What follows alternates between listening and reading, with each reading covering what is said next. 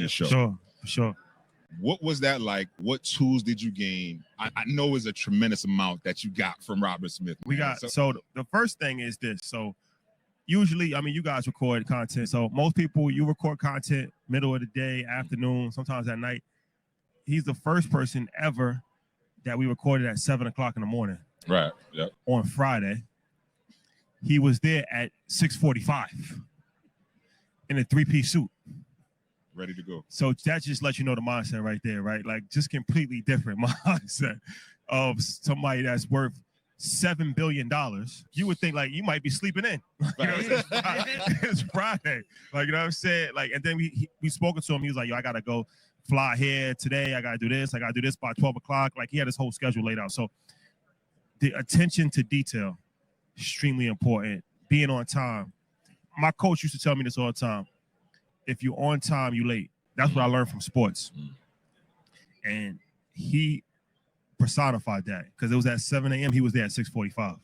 Like, you know what I mean? So little things like that, you start to realize, okay, this is why he's different. You know what I'm saying? He's different.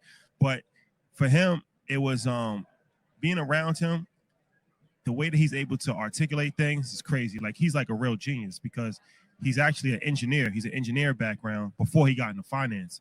So he still looks at business from an engineering perspective. Like it's like he's putting pieces of puzzle together.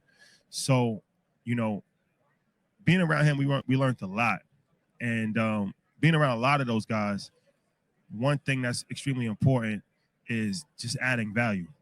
Because once we was able to add value to him, now the conversation doesn't become like a charity case or like mentorship, because they get approached with that all the time, right? Like, can you help me out? Can you mentor me? And it's like, I really don't have time to do that. But now he sees that we have a platform and we can amplify his voice, right? So that's valuable to him. So now he's asking us, like, well, how can I help you? So that's why I always tell people, like, work as hard as you can to be in a position to add value. Because once you're in a position to add value, now the conversation is completely different. Like, you know what I'm saying? It's not just a one-sided relationship. Now it's a mutually beneficial relationship. Once it's mutually beneficial, then everything changes. I mean, what he said, it was like being part of that interview, and we've met him a few times after, it was like watching a computer, right? The way he's, like you said, is able to articulate, the way he's able to really explain things in detail. I mean, I had never seen anything like it. Even when we finished, I was just like, yo, what just happened? Like, we asked one question and he go on like a 15-minute answer, but it was like, you can see how his brain was computing that and processing it. It was like, I guess it's like ChatGPT, like the human form of it. But it all makes sense. And what he's been able to do in business is incredible, but his philanthropic endeavors are incredible as well. Like we heard what he's done to, HBCU students and the vision that he has looking forward to making sure that, broadband, we have access to it so we can have access to technology.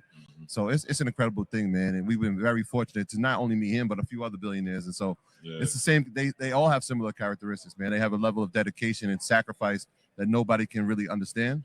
But they can, because they're at that level. But it takes a lot of work, man.